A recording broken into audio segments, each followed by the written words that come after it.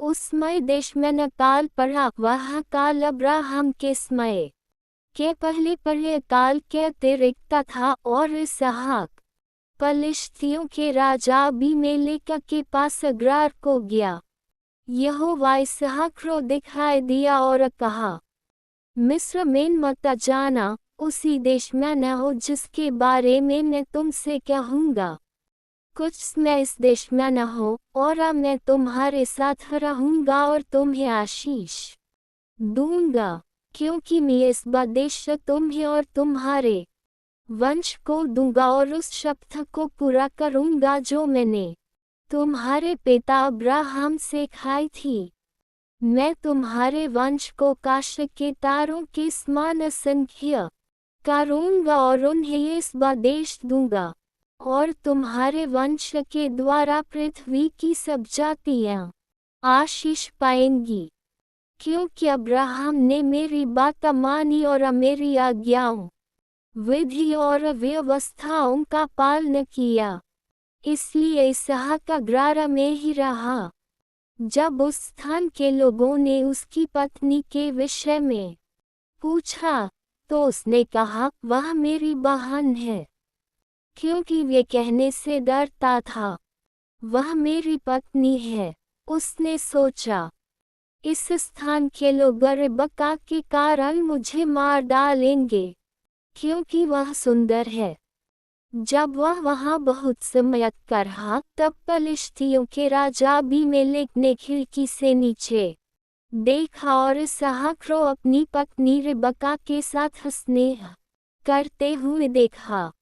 तब अबीमेलेक ने इसहाक का बुलाकर कहा, वह तो वास्तव में तुम्हारी पत्नी है, फिर तुमने क्यों कहा, वह मेरी बहन है? इसहाक ने उत्तर दिया, क्योंकि मैंने सोचा कि उसके कारण मैं अपनी जान खो सकता हूँ।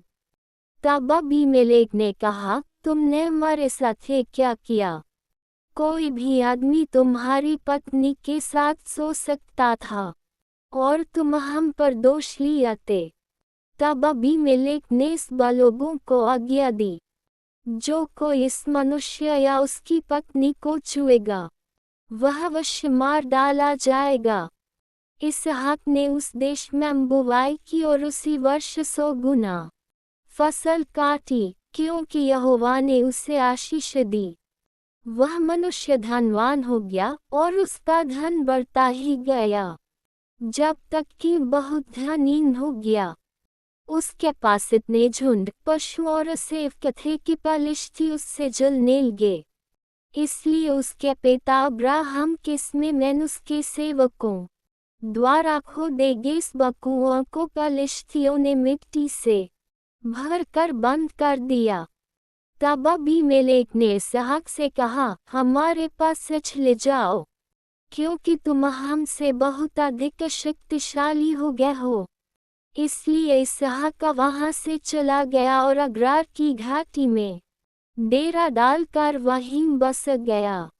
इसहाक ने उन कुओं को फिर से खोला, जो उसके पिता अब्राहम के समय में खोदे गए थे और जिन्हें अब्राहम की मृत्यु के बाद पलिश्तियों ने बंद कर दिया था, और उसने उन्हें वही नाम दिए जो उसके पिता ने रखे थे। इसहाक के सेवकों ने घाटी में खुदाई की और वहां ताजे पानी का एक कुआं पाया। पर गरार के चरवाहों ने इसहाक के चरवाहों से झगड़ा किया और कहा, यह पानी हमारा है। इसलिए उसने उस कुएं का नाम इसे रखा, क्योंकि उन्होंने उससे विवाद किया था। फिर उन्होंने एक और कुआं खोदा, पर उस पर अभी झगड़ा हुआ, इसलिए उसने उसका नाम सितना रखा।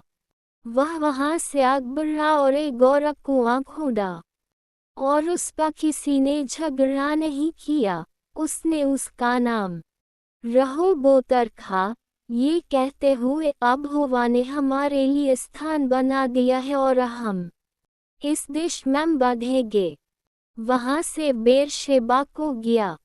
उस रात यहोवा उसे दिखाई दिया और कहा, मैं तुम्हारे पिता अब्राहम का परमेश्वर हूँ। मत डर, क्योंकि मैं तुम्हारे साथ हूँ। मैं तुम्हें आशीष दूंगा और अपने सेवक अब्राहम के कारण तुम्हारे वंश को बढ़ाऊंगा।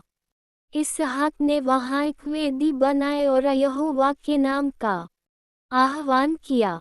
उसने वही अपना तंबू लगाया और उसके सेवकों ने वहां एक कुआं खोदा। इस बीच अबीमेलेक गरार से उसके पास आया। उसके साथ उसका सलाहकार अहुज्जत और उसकी सेना का प्रधान फिकोल भी था। इसहाक ने उनसे पूछा, तुम मेरे पास क्यों आए हो, जबकि तुम मुझसे बैर रखते थे और मुझे दूर भेज दिया था? उन्होंने उत्तर दिया, हमने स्पष्ट देखा कि यहोवा तुम्हारे साथ है, इसलिए हमने कहा, हमारे और तुम्हारे बीच एकष्ठ का समझौता होना चाहिए। आओ, हम तुम्हारे साथ एक वाचा करें कि तुम हमारा कोई नुकसान नहीं करोगे, जैसे हमने तुम्हें नहीं छुआ बल्कि हमेशा अच्छा व्यवहार किया और तुम्हें शांति से भेज दिया। और अब तुम यहोवा के द्वारा आशीषित हो। तब इसहाक ने उनके लिए एक भोज तैयार किया और उन्होंने खाया पिया। अगली सुबह उन्होंने एक दूसरे से शपथ खाए। फिर इसहाक ने उन्हें विदा किया और वे शांति से चले गए। उसी दिन इसहाक के सेवकाएं और उसे उस कुएं के बारे में बताया जो उन्होंने खोदा था। उन्होंने कहा, हमें पानी मिल गया। उसने उसका नाम शेबा रखा और आज तक उस नगर का नाम बेरशेबा है। जब एसाव 40 वर्ष का था, तब उसने हित्ती बेरी की बेटी यहूदित से विवाह किया और हित्ती एलोन की बेटी बासेमत भी। वे इसहाक और रिबका के लिए दुख का कारण भी।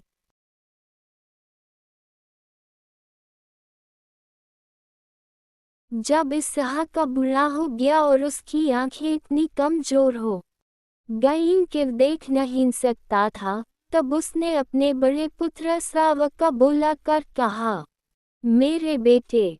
उसने उत्तर दिया, मैं यहाँ हूँ। इसहाक ने कहा, मैं अब बूढ़ा हो गया हूँ और मुझे नहीं पता कि मेरी मृत्यु का दिन कब आएगा। अब तुम अपने हथियार, अपना तरकश और धनुष लेकर मैदान में जाओ और मेरे लिए कुछ शिकार पकड़ कर लाओ। मेरे लिए वैसा स्वादिष्ट भोजन तैयार करो जैसा मुझे पसंद है, और उसे मेरे पास लाओ ताकि मैं खाने के बाद तुम्हें अपनी मृत्यु से पहले आशीर्वाद दे सकूं।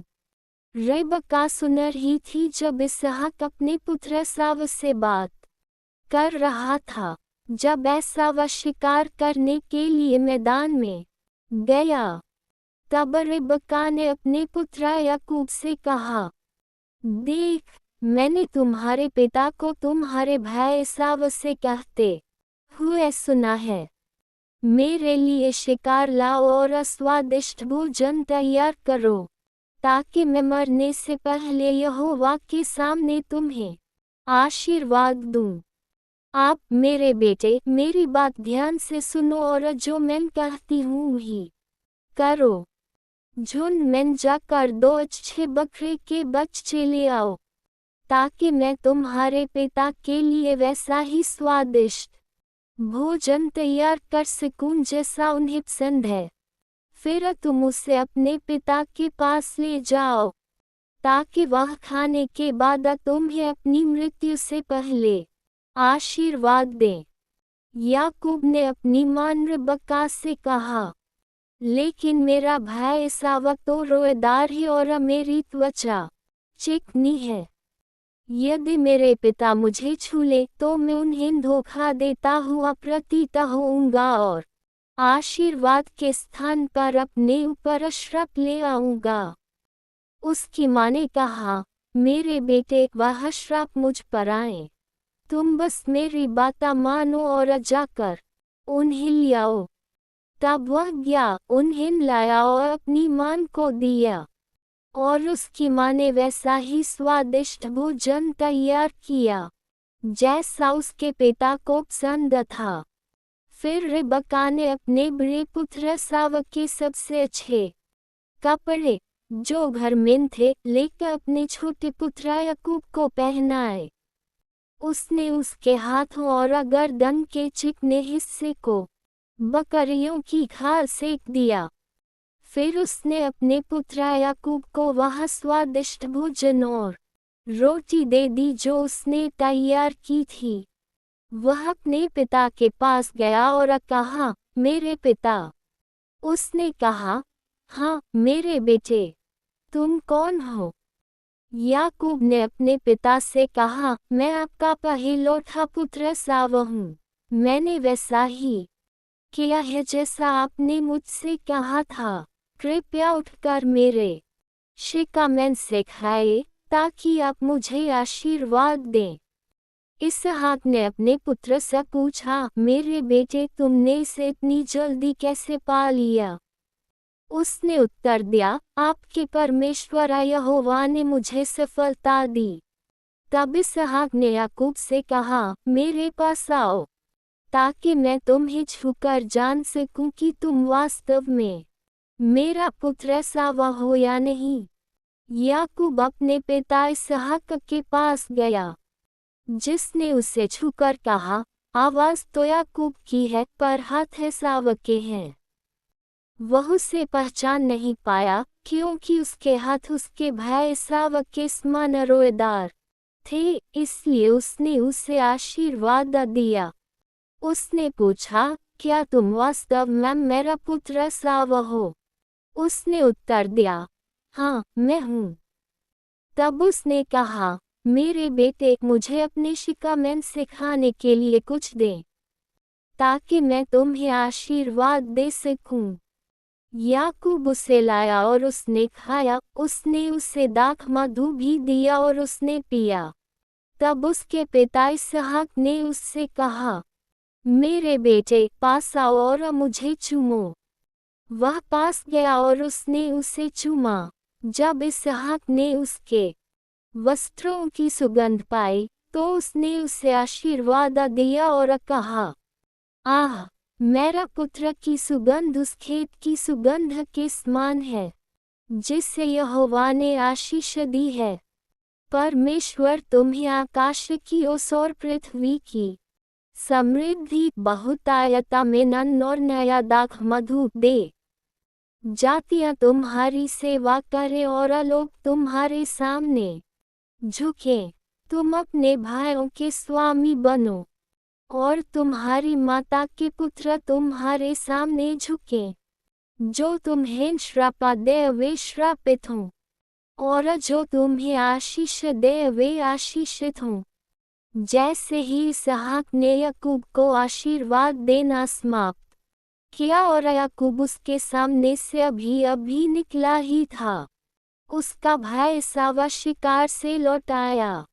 उसने भी स्वादिष्ट भोजन तैयार किया और अपने पिता के पास लाया। फिर उसने कहा, मेरे पिता, उठिए और मेरे शिकामैन से खाए, ताकि आप मुझे आशीर्वाद दें। उसके पिता इसहाक ने उससे पूछा, तुम कौन हो? उसने उत्तर दिया, मैं आपका पुत्र हूँ, आपका पहलौठा एसाव। तब इसहाक बहुत काँप उठा और कहा, फिर वह कौन था जिसने शिकार करके मुझे ला कर दिया? मैंने तुम्हारे आने से पहले ही खा लिया और उसे आशीर्वाद दिया, और वास्तव में आशीषित रहेगा। जब एसाव ने अपने पिता की बातें सुनी, तो वह जोर से और कड़वे स्वर में चिल्लाया और अपने पिता से कहा, मेरे पिता, मुझे भी आशीर्वाद दीजिए, मुझे भी। पर उसने कहा, तुम्हारा भाई छल से आया और तुम्हारा आशीर्वाद ले गया। एसाव ने कहा, क्या उसका नाम याकूब थी? कहीं नहीं रखा गया। उसने मुझे दोबारा धोखा दिया। उसने मेरा पहलौठपन का अधिकार ले लिया। और अब मेरा आशीर्वाद अभी ले लिया। फिर उसने पूछा, क्या आपने मेरे लिए कोई आशीर्वाद नहीं रखा? इसहाक ने एसाव से कहा, मैंने उसे तुम्हारा स्वामी बना दिया है और उसके सब संबंधियों को उसका सेवक बनाया है, और मैंने उसे 9 दाख मधु से संपन्न किया है। आप मेरे बेटे, मैं तुम्हारे लिए क्या कर सकता हूँ? उद्धरण चिन्ह।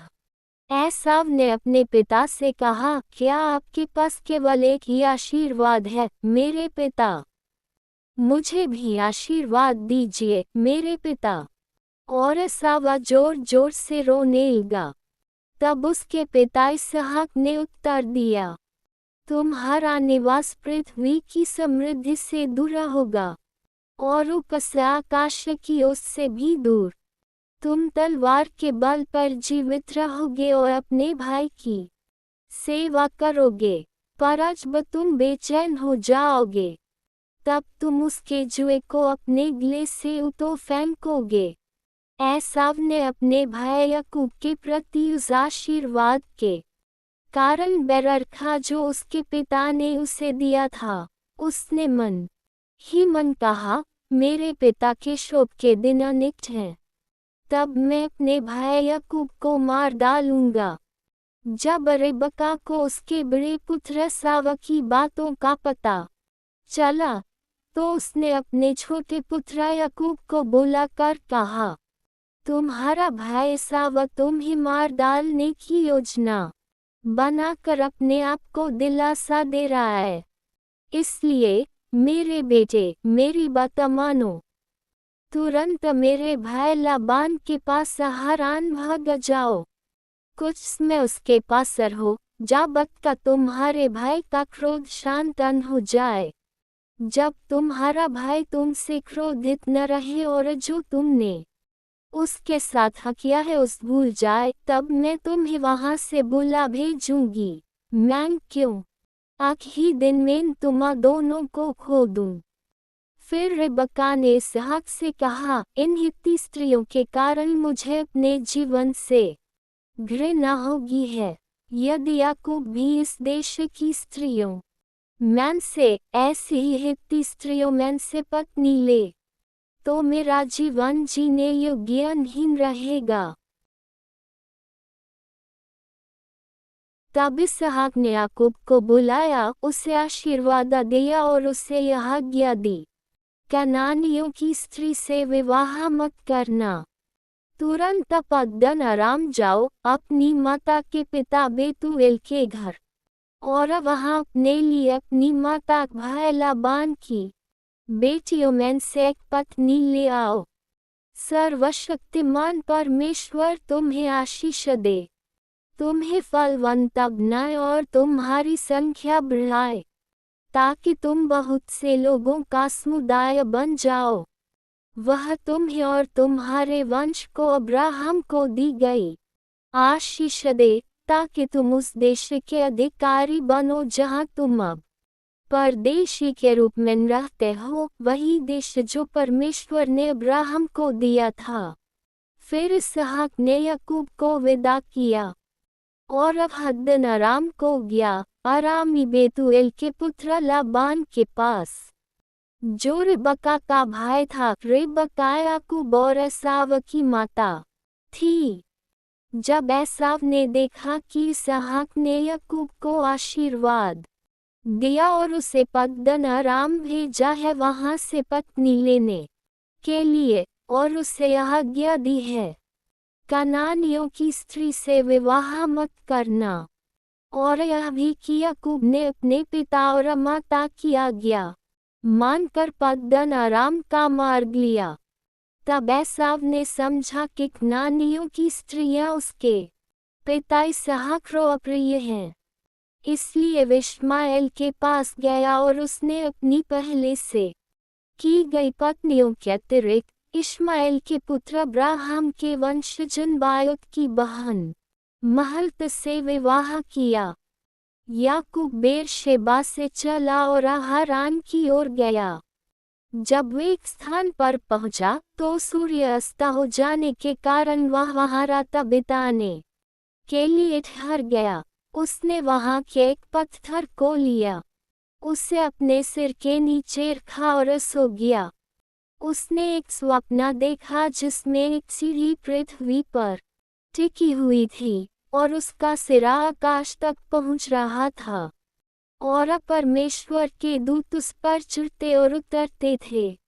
उसके ऊपर यहोवा खड़ा था और उसने कहा, मैं यहोवा हूँ, तुम्हारे पिता अब्राहम का परमेश्वर और इसहाक का परमेश्वर। जिस भूमि पर तुम लेटे हुए हो मैं उसे तुम्हें और तुम्हारे वंश को दूंगा। तुम्हारा वंश पृथ्वी की धूल के समान होगा और तुम पश्चिम, पूर्व, उत्तर और दक्षिण में फैलोगे। पृथ्वी के सब लोग तुम्हारे और तुम्हारे वंश के द्वारा आशीष पाएंगे।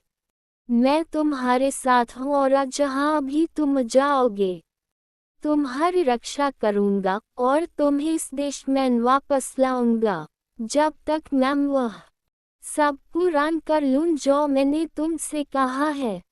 मैं तुम्हें नहीं छोड़ूंगा। जब याकूब नींद से जागा तो उसने सोचा, निश्चय ही यहोवा इस स्थान में है और मुझे इसका ज्ञान नहीं था। वह डर गया और बोला, यह स्थान कितना भयानक है। यह तो परमेश्वर का घर है और यह स्वर्ग का द्वार है। अगली सुबह याकूब ने उस पत्थर को लिया जिसे उसने सिरहाने रखा था, उसे एक स्मारक स्तंभ के रूप में खड़ा किया और उसके ऊपर तेल डाला। उसने उस स्थान का नाम बेतेल रखा, जबकि पहले उस नगर का नाम लूज था। तब याकूब ने यह मन्नत मानी, यदि परमेश्वर मेरे साथ रहेगा, इस यात्रा में मेरी रक्षा करेगा, मुझे खाने के लिए भोजन और पहनने के लिए वस्त्र देगा और मैं सुरक्षित अपने पिता के लौट आऊं, तो यहोवा मेरा परमेश्वर होगा और यह पत्थर जिसे मैंने स्तंभ के रूप में खड़ा किया है परमेश्वर का घर होगा और जो कुछ तू मुझे देगा उसका 10वां भाग मैं तुझे दूंगा।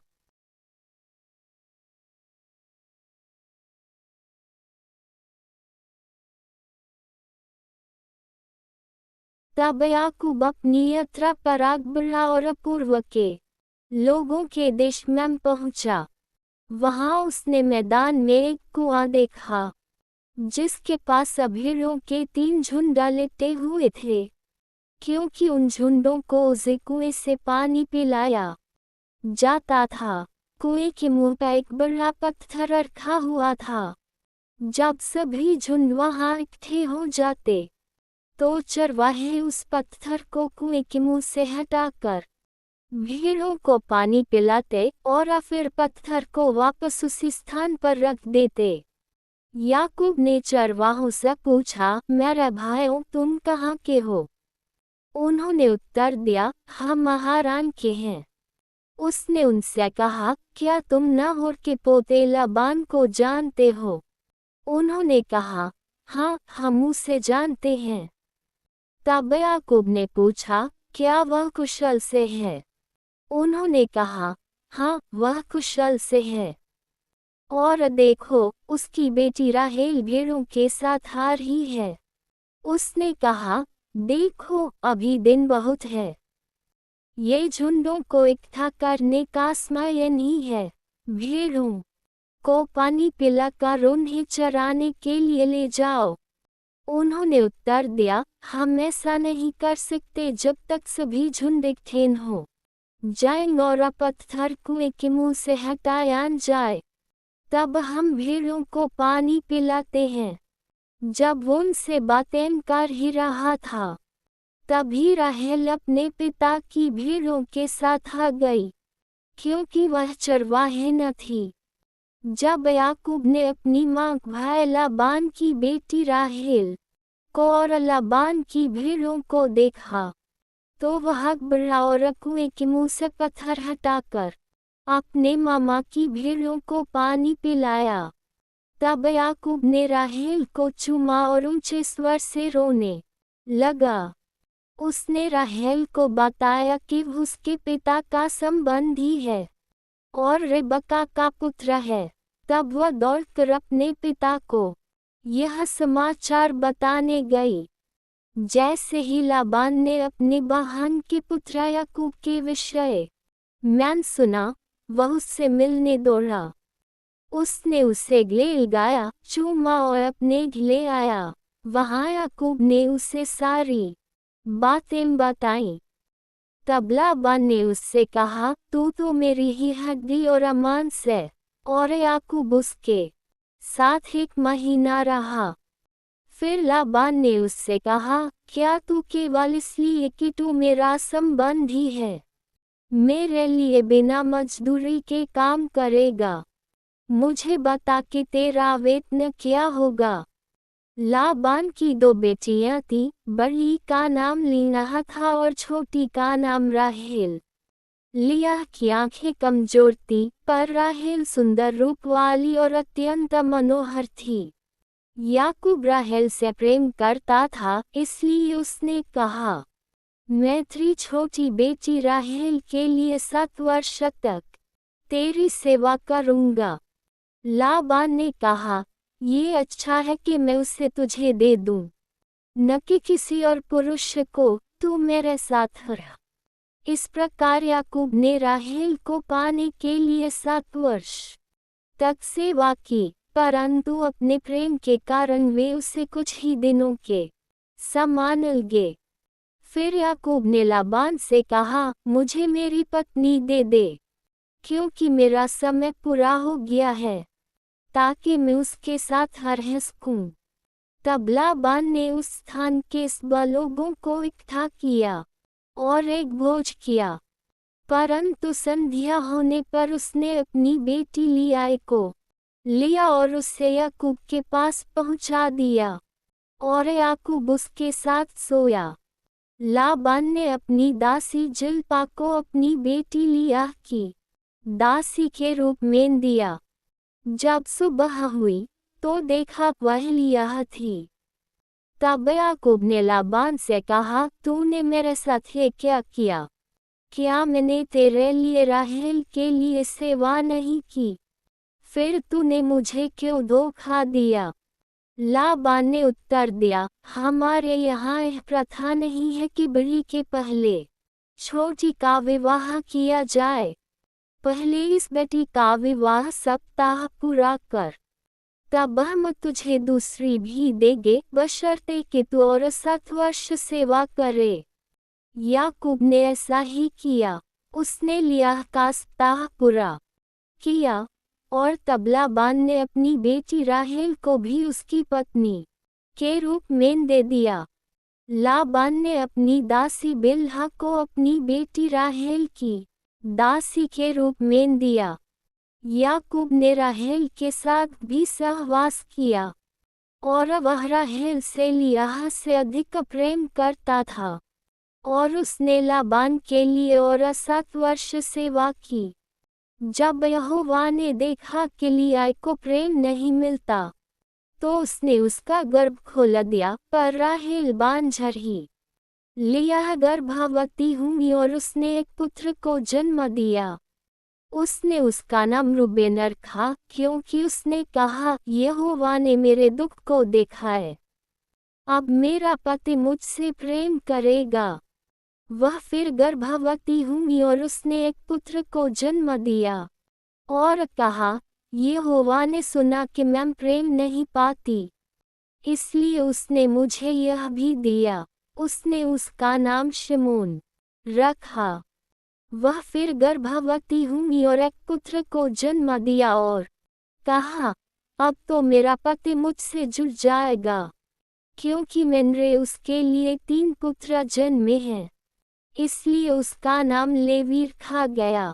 वह फिर गर्भवती हुई और एक पुत्र को जन्म दिया, और कहा, इस बार मैं यहोवा की स्तुति करूंगी। इसलिए उसका नाम यहूदा रखा गया। इसके बाद उसने बच्चे जनाना बंद कर दिया।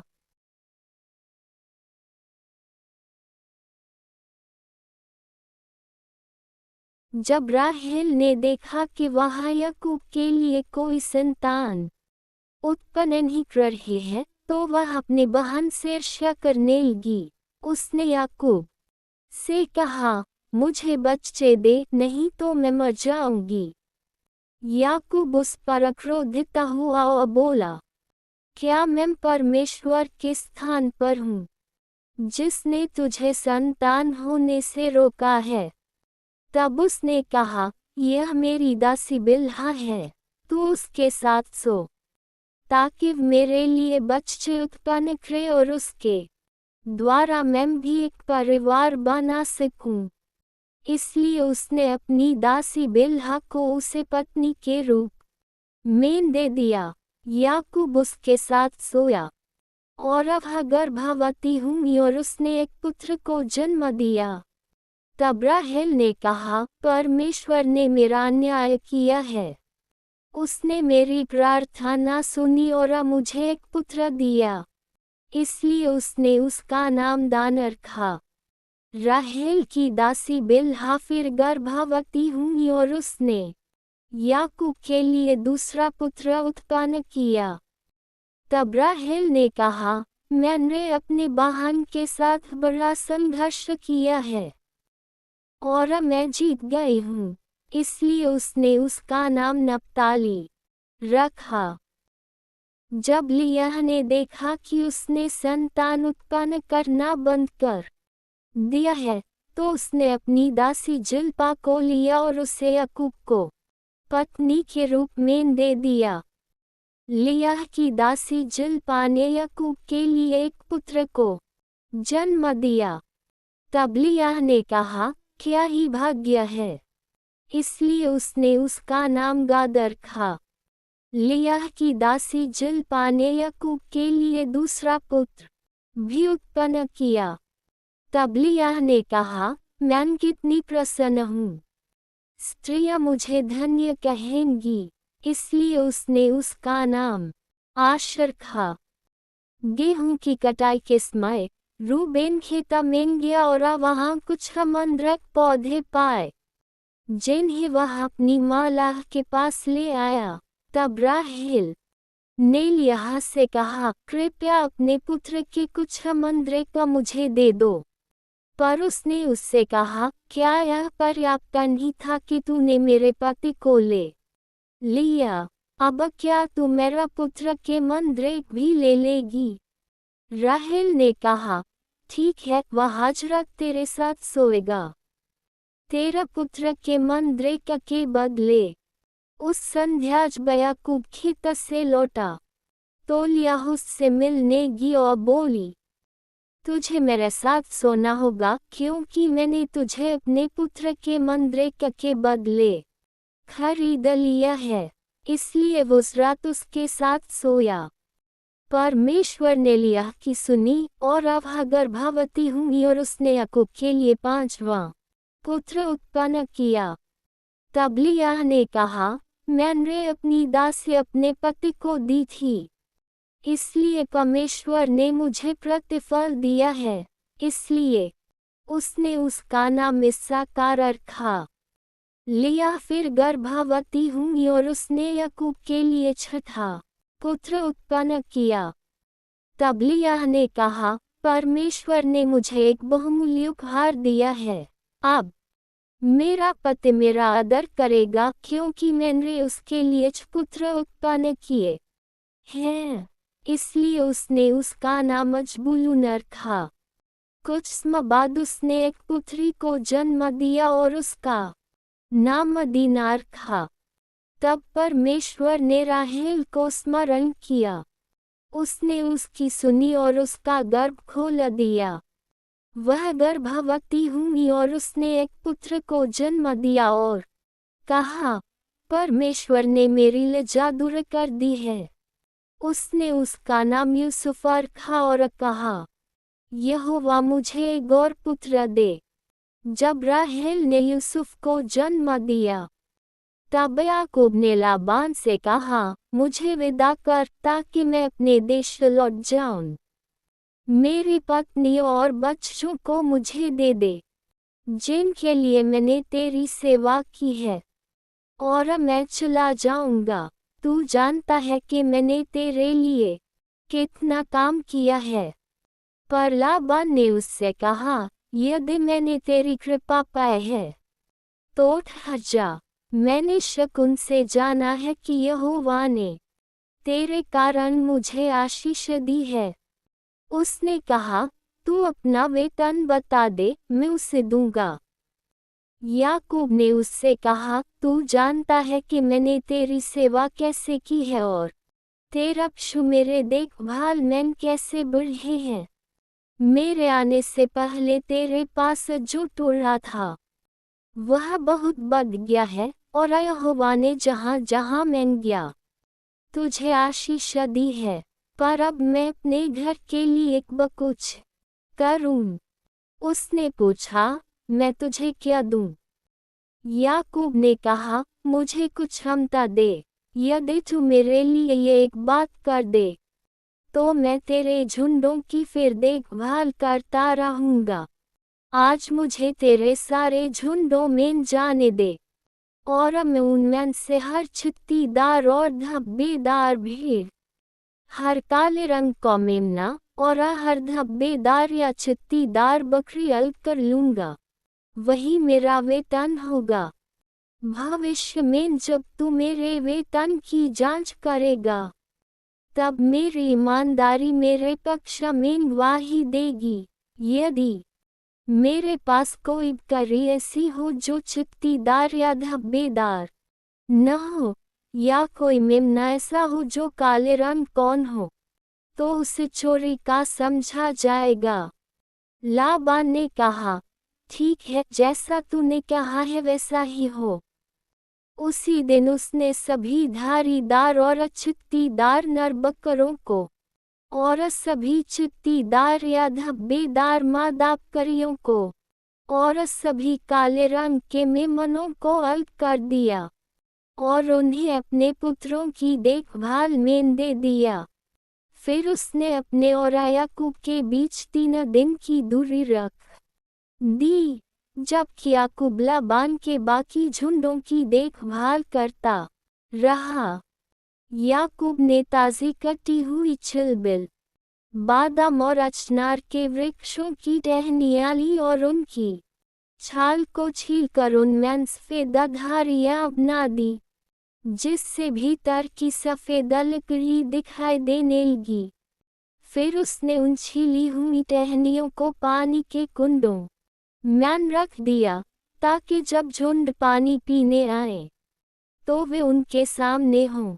जब झुंड गर्मी में होते और पानी पीने आते तो वे उन टहनियों के सामने सहयोग करते, और उनके बच्चे धारीदार, चित्तीदार या धब्बेदार उत्पन्न होते। याकूब ने इन बच्चों को अलग कर लिया, पर बाकी झुंडों को लाबान के धारीदार और काले पशुओं की मुँह करा कर रखा। इस प्रकार उसने अपने लिए अलग झुंड बना लिए और उन्हें लाबान के झुंडों में नहीं मिलाया।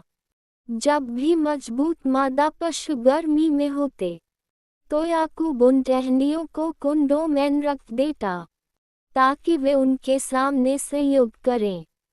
परंतु जब पशु कमजोर होते तो वह उन्हें वहां नहीं रखता था। इस प्रकार कमजोर पशु लाबान के पास रहे और मजबूत याकूब के पास। इस प्रकार वह व्यक्ति अत्यंत समृद्ध हो गया, और उसके पास बड़े झुंड, दास दासियां, ऊंट और गधे हो गए।